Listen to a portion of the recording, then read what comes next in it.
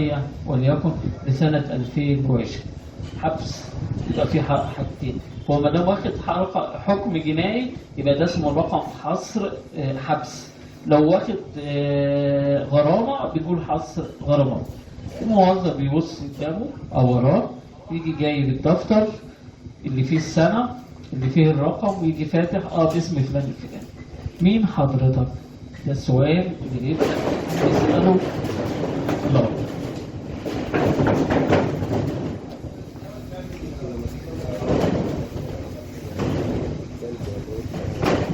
مش هنعمل معارضة كده.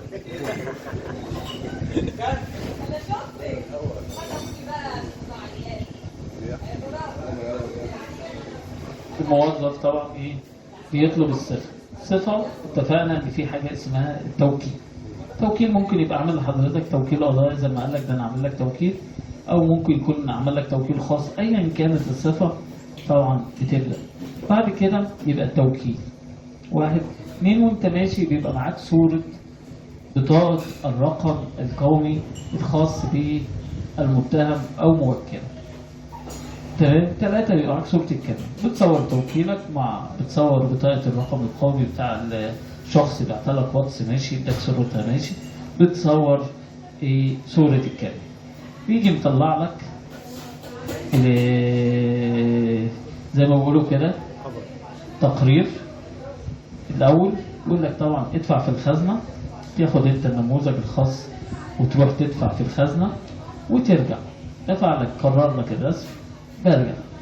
طيب بنعمل ايه بقى قدام الموظف يا جماعه؟ طبعا انتوا شفتوا الورقه اللي اتوزعت على حضراتكم، لو بصيتوا فيها هتبصوا طبعا انا جايب النموذج اهو من المحكمه خاص بالتقرير بالمعارضه. طبعا انا يعني انتوا كلكم اساتذه، بس انا جايبه للناس اللي يعني في ناس ما عملتش معارضه، وانا واثق ان في ناس ما قررتش معارضه، وفي ناس ما عملتش استئناف، وفي ناس ما قررتش الطعن بالنقض، وفي ناس ما عملتش التماس على النظر، وفي حاجات انا ممكن ما اكونش عملتها وممكن حضرتك تكونش عملتها، وكلنا بنسال وطبعا بنرجع للكتاب. بس انا لما يعني احب افهم معلومه كويس يا ريت ارجع لقانون الاجراءات الجنائيه وقانون العقوبات وعلى ضوء اقرا، وبعد كده عشان حتى لما اسال زميلي في اجراء معين يعني الزميل يفيدني. لكن انا بتكلم في المعارضه والتقرير في المعارضه والحضور في المعارضه، ويعني اعتبار الدعوه كان لم تكن، ويعني التقرير من غير ذي صفه او الدفوع اللي احنا بندفعها. ما ينفعش اسال واعمل وانا مش فاهم، لازم افهم.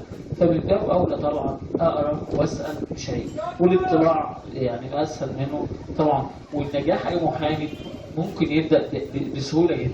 ممكن تجيب احكام مماثله للقضيه اللي عندك، تشوف احكام النقض اللي فيها، تشوف المذكرات من الزملاء السابقه. مش عيب ان انا اسال، مش عيب، بس المهم ان انا اقرا، ومهم ان انا اكتب، ومهم ان انا انفذ. طبعا النموذج زي ما انت شايف طبعا النموذج ده قديم جدا، وهو المتداول داخل محاكم جمهوريه مصر العربيه، لان النموذج معروف ومطبوع في مكاتب التنفيذ في المحكمه. طبعا بيقول طبعا رقم التتابع ده احنا مالناش دعوه بيه. بعد كده دفتر معارضات طبعا، وفي الاوامر الجنائيه. الاوامر الجنائيه دي قلنا لها قصه، الاوامر الجنائيه هنتكلم فيه، بس عشان احنا قلنا طرق الطعن في الاحكام وحددنا المعارضه والاستئناف والنقض والتماس اعاده النظر، فده نموذج. طبعا بيكتب اليوم انه في يوم كذا الموافق كذا سنه كذا. سهلين طبعا الموظف اللي بيبدا ده كله. الاجراء ده كله كل دور الاستاذ الزميل المحامي انه هيمضي في الاخر. لكن انا رايح اعمل معارضه من جديد ابقى عارف انا بمضي على ايه، ابقى عارف الاجراء اللي بيتم ايه، مش رايح وخلاص. تمام. بعد كده حضر بقلم كتاب طبعا الجنح بمحكمه، طبعا بيذكر مثلا وليكن محكمه العجوزه الجزئيه، وبيكتب بقى الاستاذ فلان الفلاني بصفته.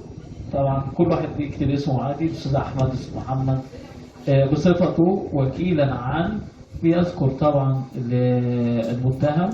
وبعد كده بموجب التوكيل رقم، بيذكر رقم التوكيل لسنة كذا، رسمي عن قضايا أو توثيق الدقي، توثيق الأهرام، أيا كان.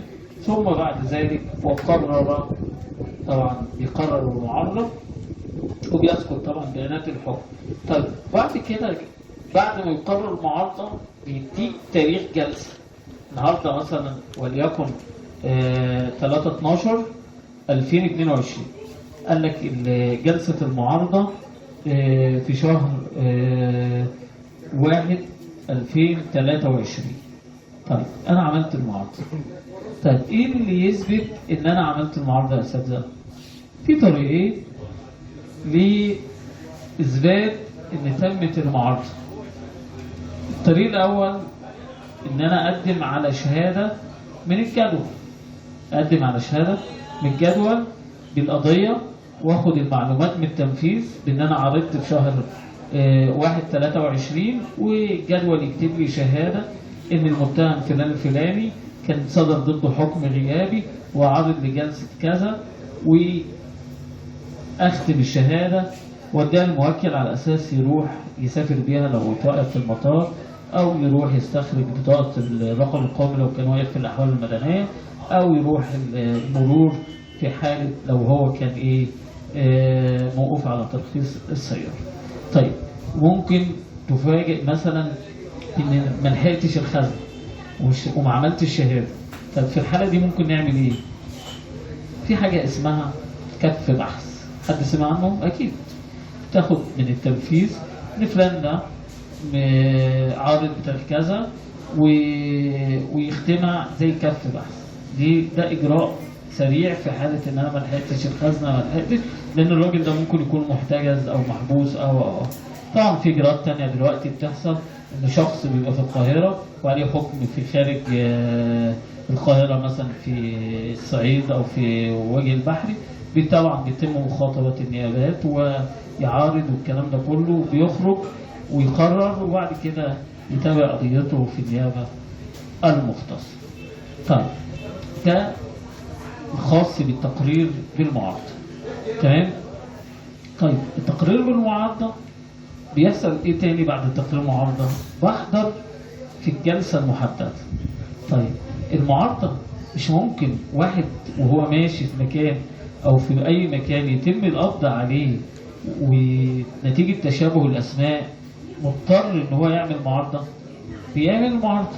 فانا اول حاجة لما اروح احضر قدام القاضي المختص بنظر الجنحة الخاصة بالمعارضة، لازم أدفع بالدفع بعدم قبول المعارضة لتقريرها من مين؟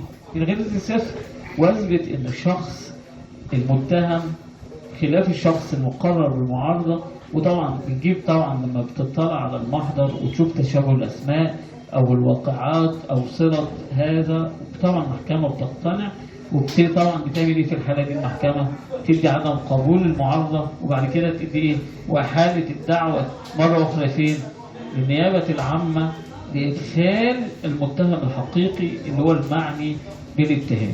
ودي بتحصل واكيد قابلت اساتذه كتير جدا في هذه المساله، وطبعا دي حاجه. طب المحامي الزميل لو ما حضرش المعارضه ايه اللي بيحصل؟ المحكمه بتعمل ايه؟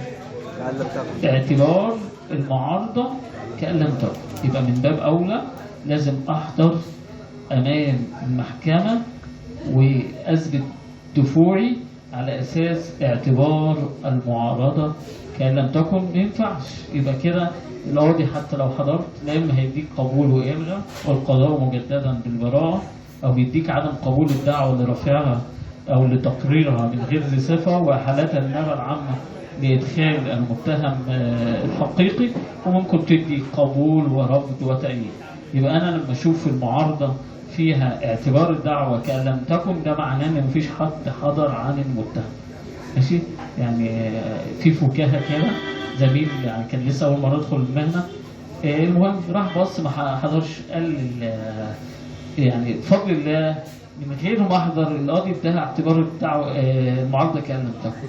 فما اعرفش ان الراجل خلاص كده طالع للسينات، مش كان لم تكن مش معناه ان انتهى، لا ده اجراء قانوني نص عليه في حاله عدم حضور المتهم يستوجب على المحكمة أن تقضي باعتبار الدعوة كأن لم تقضي. النصوص مهمة جدا، ويعني برضك يعني هنتطرق لنص المادة 398 و99، وبعد كده هننتقل لفكرة الاستئناف، وهنسأل سؤال طبعا: هل في الجنح في استئناف فرع أساسا؟ استئناف فرعي، مش احنا بنحضر في المدني وممكن واحد يعمل استئناف ويفاجئ يقول لك انا هعمل استئناف فرعي قدام المحكمة عشان المواعيد؟ في الجنح في الاستئناف في استئناف فرعي، هنشوفه برضك الاستئناف الفرعي لما ننتقل للاستئناف وهنقوله الوقت. طيب حابين نقرا النصوص ولا ننتقل للاستئناف؟ على اساس لو في حد يعني له تعليق. ايه رايك يا صحابي؟ نقرا. حاضر يا صحابي، اتفضل يا صحابي.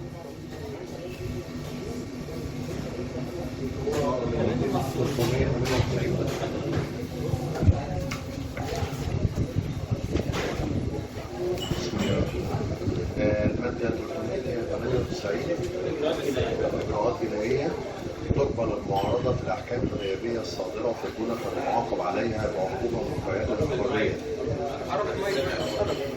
مقيدة للحرية، وذلك من المتهم أو من المسؤول عن الحقوق المدنية في ظرف 10 الأيام التالية لإعلانه بالحكم الغيابي خلاف ميعاد المسافة القانونية. ويجوز أن يكون هذا الإعلان بالملخص على نموذج يصدر به قرار من وزير العدل، وفي جميع الأحوال لا يعتد بالإعلان لجهة الإدارة. ومع ذلك إذا كان إعلان الحكم لم يحصل للشخص المتهم، فإن ميعاد المعارضة بالنسبة إليه فيما يختص بالعقوبة المحكومة بها يبدأ من يوم عمله وحصول الإعلان، وإلا كانت المعارضة جائزة حتى تسقط الدعوة المضية منها.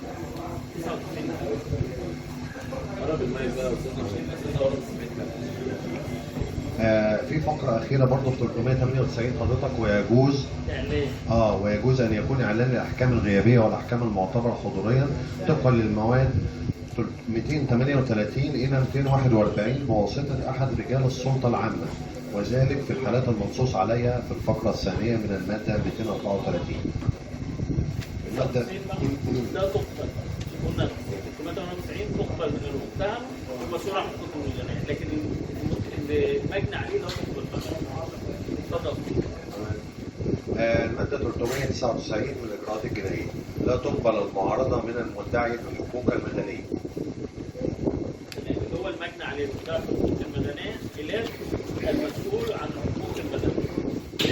400 طبعا اللي اتكلمت عن التقرير بالمعارضة. والمدعي بالحق المدني لازم يكون هو المجني عليه؟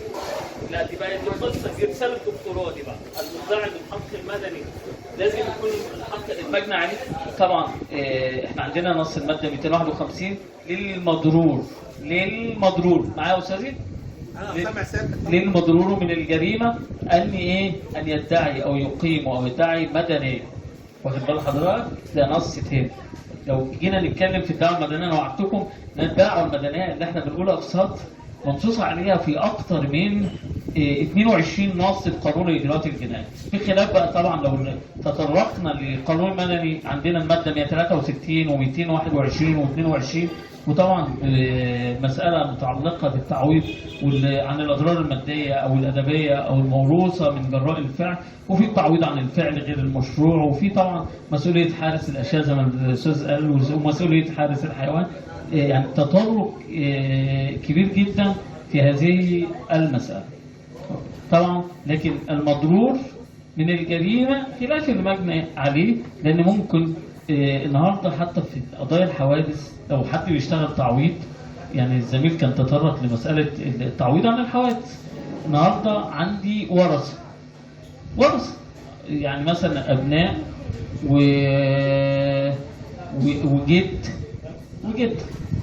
طبعا الأبناء من الذكور هيحجبوا الأعمام والعمات والأقارب، لكن الشخص ده بالفعل لحق ضرر جسيم أو ضرر محضر من جراء وفاة شقيقه. طبعا الورثة الشرعيين طبعا بيرفعوا حاجة اسمها التعويض عن الأضرار المادية والأدبية والموروثة. تمام؟ يحق بقى زي ما احنا بنتكلم مع زميل لمن لحقه ضرر الجريمة انه يرفع دعوى تعويض. طبعا هنا بيبقى فيه تعويض عن الضرر الأدبي والمادي من جراء وفاة مين؟ شقيقه، لكن هو ما خدش حق موروث، لكن النهارده أصابه من جراء هذا الفعل طبعا الأسى والحزن على وفاة شقيقه، ففي هذه الحالة من حقه طبعا يرفع طبعا. طبعا أنا كل مرة كل ما تشوفوني أوصيكم بالتشريعات الخاصة، يعني كل مرة يعني أنا عندي بكرة غير يعني حلوة بطلان انتخابات نقابة المهندسين. لما جيت تطرقت للتشريعات الخاصة، طبعا النهارده احنا طبعا المنظم في مسألة الطعون في القرارات الإدارية قانون مجلس الدولة، والقانون احنا كلنا يعني فاكرين في ثالثة حقوق خدنا دعوة للغاء وان الطعن في القرار الإداري خلال كام يوم؟ 60 يوم. الزميل رفع القضية ورفعها طعن على قرار خاص بانتخابات نقابة المهندسين. قلت أنا كل يوم بقول لزمايلي أوصيكم بالتشريعات الخاصة، فين قانون نقابة المهندسين؟ قرب شوف كده. في فوجئت لما قرأت تحديدا على وجه الخصوص قد تكون النص المادة 14 أو 20 من قانون نقابة المهندسين. إيه بقى يا أساتذة؟ يعني بصراحة أنا كده كاتب القضية إن شاء الله بكرة، يعني وبستها بشق مساعد إن الطعن في نقابات المهندسين على القرارات خلال 15 يوم، والزميل خد بالقواعد العامة وكان رافع القضية بتاعته خلال كام يوم؟ 60 يوم. واخدين بالكم؟ يعني أنا كل يوم بقول تشريع خاص، مش والله من باب الظهور أو من باب أنا بذكر بالتشريعات الخاصة. كل مجال له تشريع خاص أرجع ليه. وضربنا مثال هفكركم بيه برضك، قلنا في وقعات هرجع للاستئناف ولا ما اقولش امثله اللي انتوا عاوزينه؟ حكينا طبعا في المحاضره السابقه مساله التعويض، واتكلمنا مثلا في جريمه وقعت، تمام، وجينا نحقق في الجريمه، وليكن مثلا احنا قلنا مثلا ولتكن الدوله اسندت مشروع لشركه المقاولين العرب، وأثناء عمل خط المترو توفى شخص، تمام. طبعا الدولة قالت إن أنا عاملة أمر إسناد أو طرح العملية وفي عقد مقاولة أو أمر إسناد بينه وبين المقاولين العرب. يبقى مين المتهم؟ المفروض اللي هينزل متهم رئيس مجلس إدارة شركة المقاولين العرب، وبالفعل بيتم تحريك الدعوة أو أثناء تحقيقات النيابة بنبعت نجيب شركة المقاولين العرب ممثل فيها الشخص اللي هو رئيس مجلس الإدارة، طبعا أو أي شركة بقى. أنا مش لازم يعني مش مركز على المقاولين ولا حاجة، بس أنا بضرب مثال، تمام. خلاص كده بيقول والله فعلا إحنا مسند لينا العملية من قبل الدولة إن إحنا نعمل خط مترو انفاق أو نعمل كوبري أو أي حاجة زي كده، وبالفعل وإحنا بنعمل الخط أو بنعمل الكوبري وقعت حاجة معينة هوب أدت إلى وفاة الشخص المجني عليه. لكن النهاردة أنا كشركة باخد العملية بسندها لمقاول. مين المقاول؟ سين من الناس. النيابة طبعا بتيجي عاملة طلب حضور لسين. يا سين انت فعلا الموضوع ده معاك؟ معاك، بس انا يعني خدت العملية واديتها للمقاول الباطن، وادي فيه عقد تاني اهو بره بيقول فيه ايه؟ في مقاول من الباطن واخد العملية. مقاولين طلعت من القضية، المقاول التاني طلع من القضية، بدأ المقاول الباطن، تمام. ايوه انا اللي في حصتي، انا اللي معايا المشروع.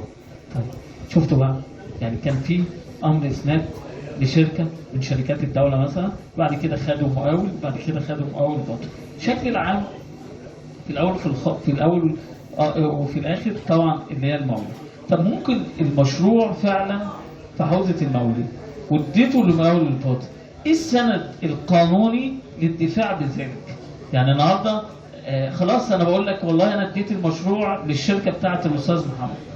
طب ايه الدفع هنا؟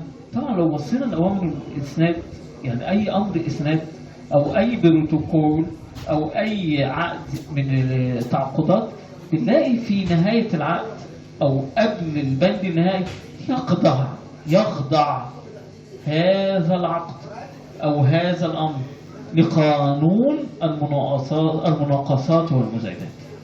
تمام. قبل قانون التعاقدات الحكوميه اللي احنا شغالين بيه دلوقتي 182/2018 كان في قانون المناقصات والمزايدات اللي هو قانون 89 لسنه 98. القانون ده طبعا واضح جدا، حدد مسؤوليه حارس الاشياء في ذلك. بنشوف مين اللي كان في حوزته المشروع او مسؤول عن هذا المشروع، وعلى ضوء ذلك النص اللي هو تحديدا نص الماده 79 و80 من قانون 89 لسنه 98 الخاص بالمناقصات والمزايدات، حدد المسؤوليه. لو محامي الدفاع او الشخص اللي تم الاتهام بذلك عمل مذكره من السطور الخاصه بالنصين وقال عدم قبول الدعوه الجنائيه لرفعنا غير ذي صفه اعمال نص الماده 79 و80 من قانون 89 لسنه 98 المنظم للعمليه اللي موجوده في امر الاسناد، وقدم المذكره بالنصين دول مع حفظه المستندات اللي فيها الامر الاسناد او التعاقد، هياخد براءه امام محكمه الجنح. وطبعا لما يروح امام المحاكم المدنيه هياخد عدم قبول الدعوه لرفعها على غير ذي صفه بسهوله. عشان كده اتفقنا ان احنا دايما نكون ملتزمين بالتشريعات الخاصه، ما يبقاش نركز في المدني وسايب القانون المنظم للعمل، ما يبقاش نركز في الجنائي وسايب القانون المنظم في العمليه. لان طبعا احنا لما نيجي نشتغل في جرائم البناء في قانون، ولا مفيش قانون للبناء الموحد يا اساتذه؟ في قانون. في جرائم المستمره، جرائم التوريث، في نصوص. ما ينفعش اروح اركز في قانون العقوبات وفي قانون خاص مخصص لهذه العمليه. ما ينفعش اروح اقرا في قانون العقوبات وفي قانون خاص بالشيك. ما ينفعش اروح اقرا في قانون العقوبات وفي قانون خاص بالبناء الموحد. ما ينفعش اروح اقرا في قانون العقوبات في قوانين وقرارات خاصه بمساله التمويل. ما ينفعش اروح اقرا في الكتب العامه في مسائل دعوى الالغاء خاصه بنقابات معينه وفي قانون منظم لهذه المساله. يبقى لازم الجا للتشريع الخاص. طبعا انا اخترت موضوع نادر شويه ومنتشر، لكن كلكم ممكن تشتغلوا فيه وربنا يفتح عليكم فيه. كلنا بنعدي على قضايا كل يوم في الشوارع اللي هي خاصه بنزع الملكيه للمنفعه العامه. طبعا احنا بنشوف الكباري اللي بتتبني والبيوت اللي بتتهد، وبنشوف طبعا المترو وهكذا. يا جماعه هذه قرارات. قرار نزع الملكيه لما بيصدر طبعا في فرق ما بين طبعا قرار الاستيلاء ونزع الملكيه المنفعه. قرار لما بيصدر طبعا قرار ده يجوز الطعن عليه امام مجلس الدوله، لكن التعويض المختص به المحكمه الابتدائيه. جبت الكلام ده منين؟ في قانون خاص يا جماعه برضك للمساله دي، يعني قانون 10 لو حد عاوز يكتبه لسنه 1990 وتعديلاته. يعني انا بجيب لكم التعديلات حتى 2022. هو ده القانون الخاص بمساله نزع الملكيه للمنفعه. في اساتذه طبعا انا يعني مخصص في البرنامج محاضره، في اساتذه طبعا بيخطئوا خطا كبير ويروحوا يرفعوا دعوى تعويض امام مجلس الدوله. لا، الطعن على القرار نفسه امام مجلس الدوله، لكن التعويض امام المحكمه الكليه. طبعا في اجراءات بتحصل في مساله نزع الملكيه اسمها عرض الكشوف وحصر الملاك الظاهرين ثم استصدار القرار. وفي قواعد عامه طبعا. زمان كان يقول لك التوقيع على النماذج انك ترجع لنماذج البيع ده خلال 2 سنين. طبعا في التعديل الجديد خلوه 3 سنين. طبعا في مساله برضك يعني تاخدوا بالكم منها. عشان كده كل مره اقول التشريعات الخاصه، يعني مش لازم امسك المدني ولا امسك الجنائي ولا امسك قانون العقوبات. لا، لازم اتطرق هل هذه المساله لها تشريع خاص؟ دي مهمه جدا. هل لها تشريع خاص؟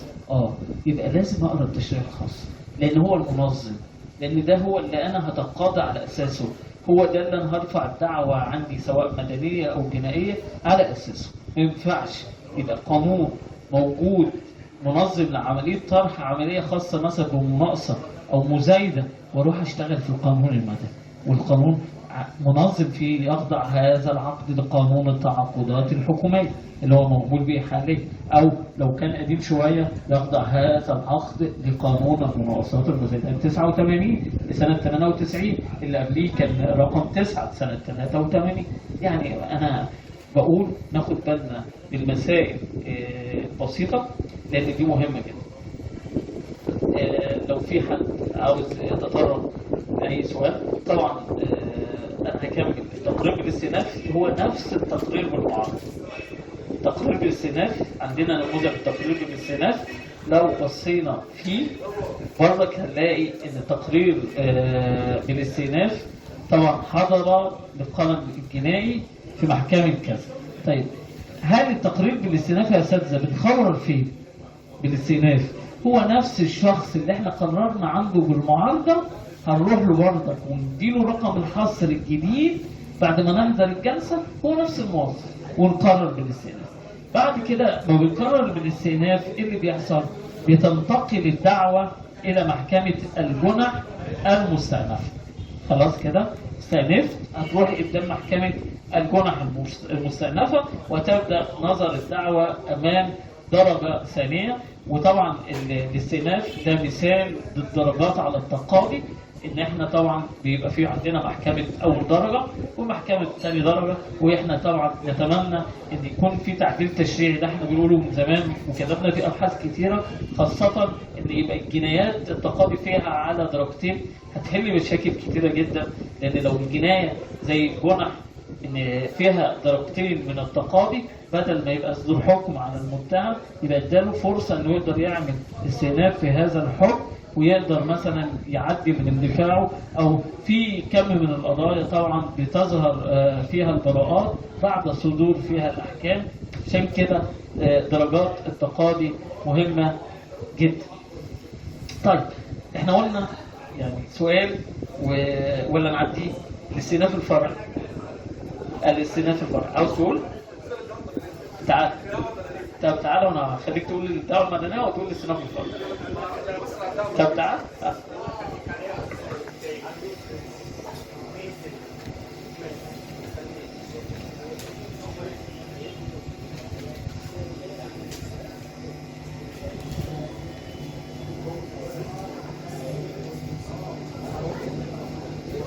هتقول لي الاستئناف الفرعي وانا هقول لك الدعوه المدنيه. هتقرا النص 309 يا اساتذه ببساطه. عندي 5 متهمين. احنا متفقين ان التقرير او الاستئناف بيكون خلال 10 ايام من تاريخ صدور الحكم. تمام؟ طيب النهارده عندي 3 متهمين. ال3 متهمين 2 يعني اتذاكوا خالص وقعدوا محامين وفاهمين شويه، قعدوا لحد اليوم الاخير وجم عملوا الاستئناف. في اليوم العاشر عملوا الاستئناف. المتهم الثالث ما عملش الاستئناف. في الحته دي نشأت فكره الاستئناف الفرعي. يحق لهذا الشخص انه يعمل استئناف بعدين ب5 ايام، يعني فتح له مده لل10. عشان كده سأل ايه هو الاستئناف الفرعي. طبعا منصوص عليه، انا ما بجيبش حاجه من عندي، نص الماده 409 من قانون اجراءات الجنايه الاستاذ هيقوله وبعد كده هجاوب له على السؤال بتاعه. إذا استأنف أحد الخصوم في المدة نص المادة 409 من قانون الإجراءات الجنائية ينص على إذا استأنف أحد الخصوم في مدة ال10 أيام المقررة ميعاد الاستئناف لمن له حق الاستئناف من باقي الخصوم 5 أيام من تاريخ انتهاء ال10 أيام المذكورة. كم؟ 5 أيام من تاريخ انتهاء ال10 أيام. في استئناف فرعي ولا مفيش؟ كان 10 وابتدوا 5 يبقى في استئناف فرعي. الدليل نص المادة 409. قول لي بقى انت عاوز